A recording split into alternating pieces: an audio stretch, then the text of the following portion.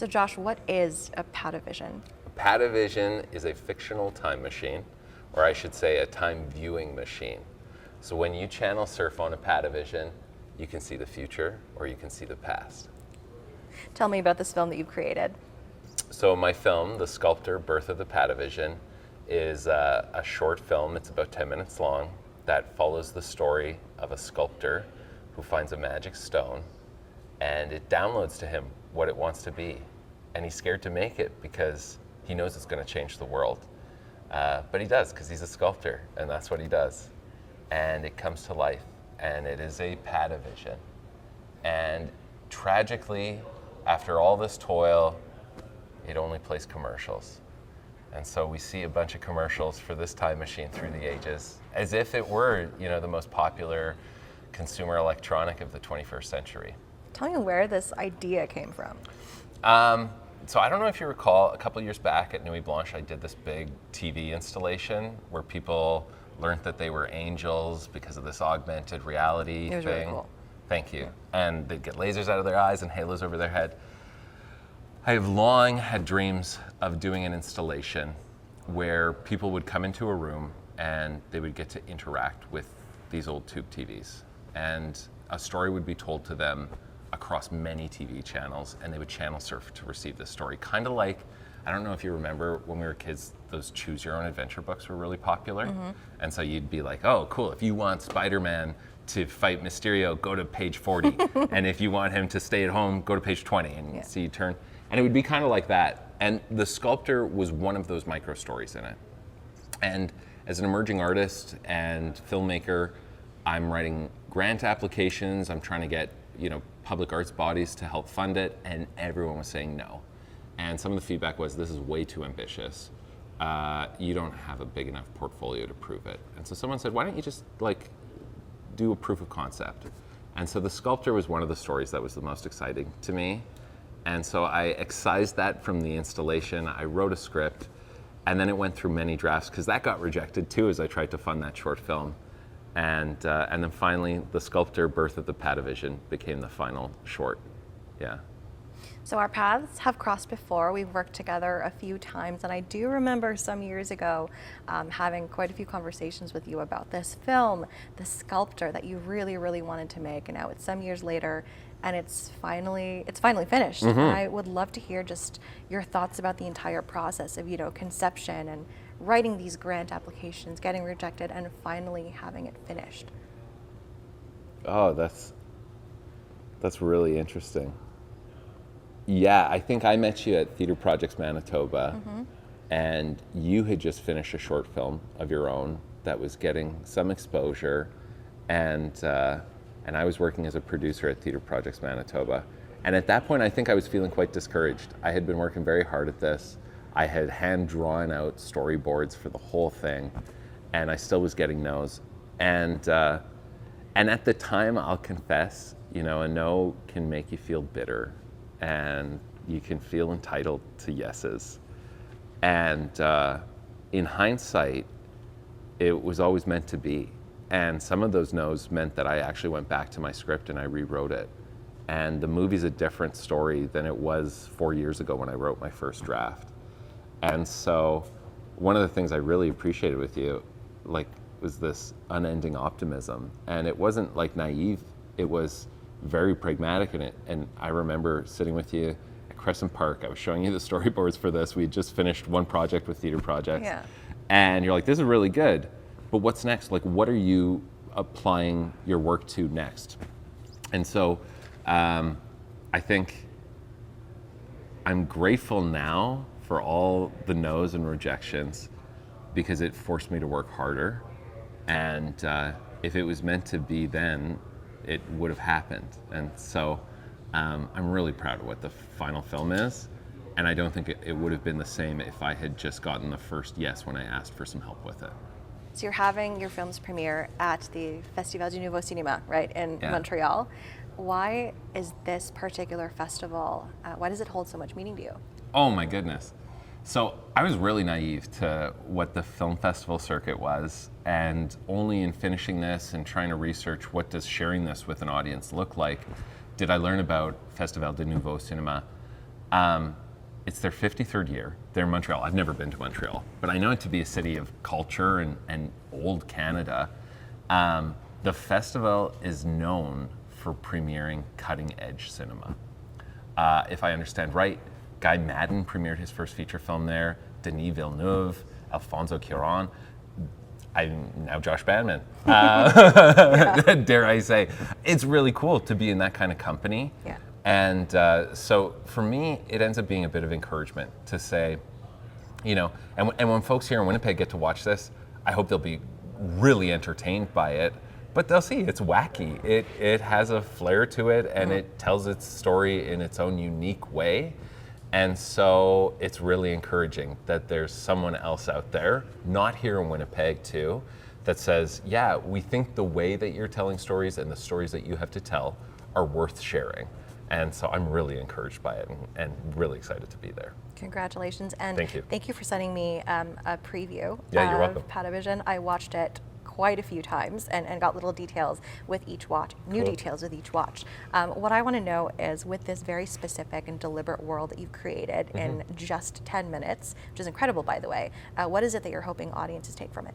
So I wrestle with saying too much about a story, because part of the process of receiving story or art is an interpretive process for the audience. So for anyone who gets to see this interview, wipe what I'm about to say from your memory and go in with a clean slate.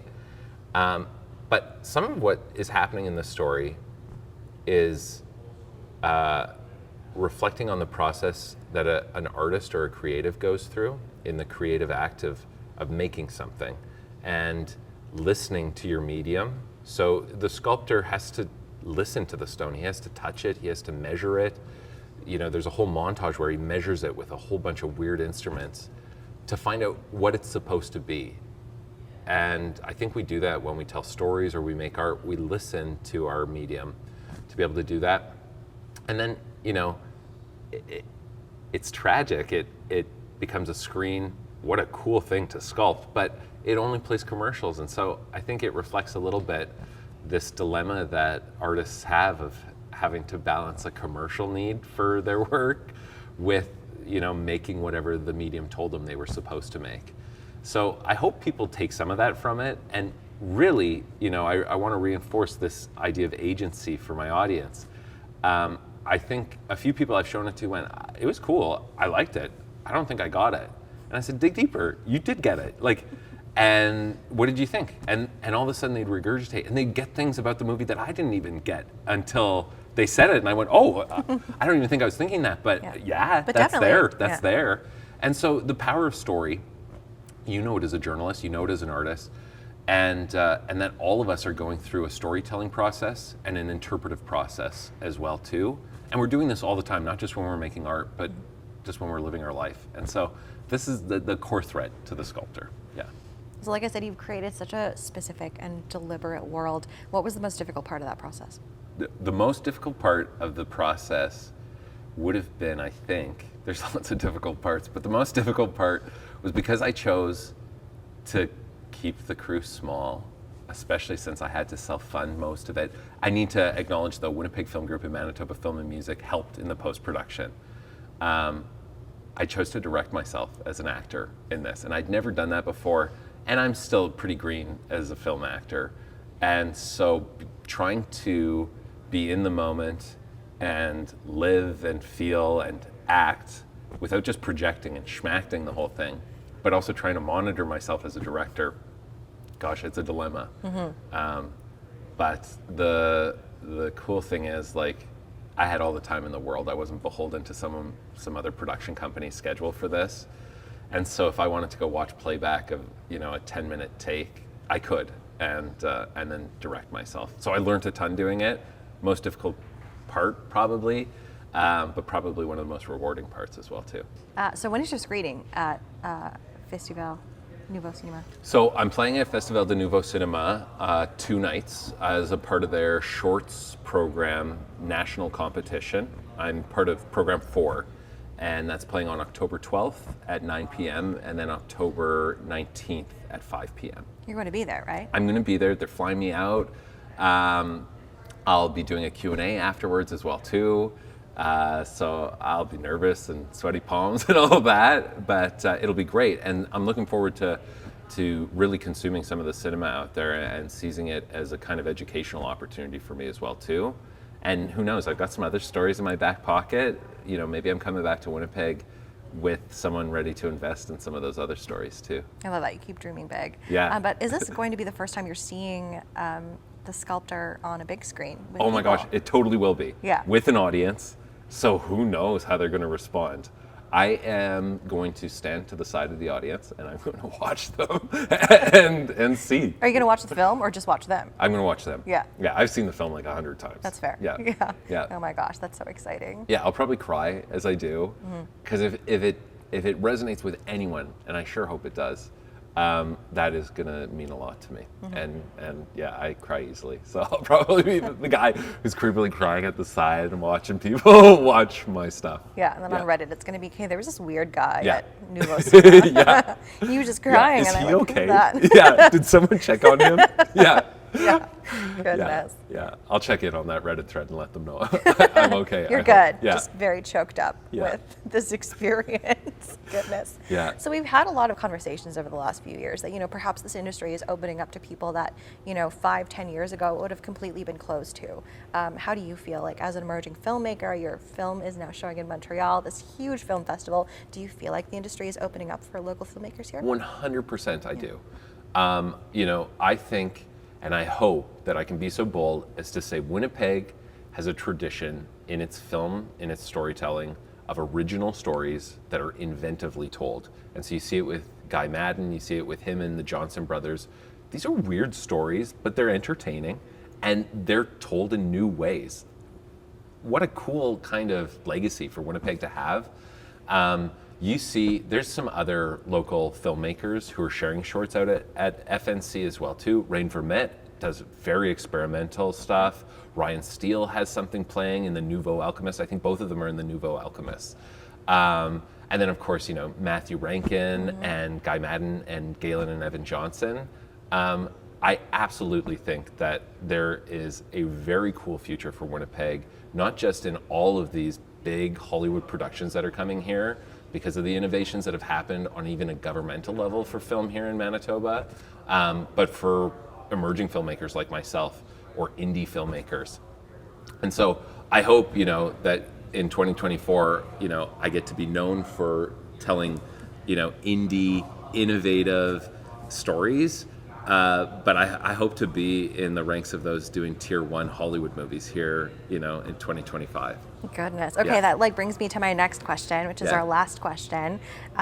We were dreaming big at Crescent Park, looking forward to careers that were hopefully going to be fruitful. And I want to say that we've achieved that. Sure. Yeah. But let's look forward. Let's say 20 years from now. What does your career look like if, like in an ideal situation? Totally. Where, we keep pushing and keep dreaming big. Oh my gosh. I think I asked you exactly that question too. Let's get to brass tacks, Joanne. Yeah. What do you want to do? And it's always interesting to hear someone talk about that, because I remember you even talking about journalism as a really core part of something you wanted to be a part of. And at the time, I think I would have told you that acting really would have been a part of what I wanted to do. And I love acting. And, folks can catch me on my first Hallmark this coming Saturday. Oh my gosh. Autumn at Apple Hill. Nice. Yeah, October 5th that plays. And there's some other big ones. Winter's gonna screen soon. And then I'm in Gabrielle, Le Monde de Gabrielle Roy. Yeah. It's in season 3 on Do you speak CBC. French? I don't. Okay. But thankfully, Gabrielle Roy goes to London in her adventures. Oh, okay. and So that's where you and I come can do a in. British accent. Okay. Yeah. And so I would have told you not long ago it would have been acting. But in some of my playing with different media, I learned that core to my mandate is to be a storyteller. And with no disrespect to actors are not the storytellers. They're a player within the story. And so I've learned that actually 20 years from now, what I would like to be doing to win all my bread is to be writing stories and then to be directing them.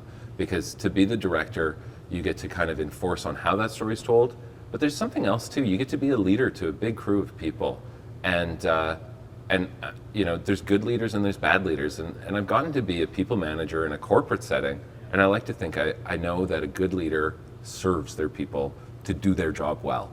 And so I can't wait to have bigger budgets and bigger crews so I can help serve those crews to do really excellent work and to tell some really cool stories. Oh, it's always incredible talking to you. Thank you so much for joining me. You're really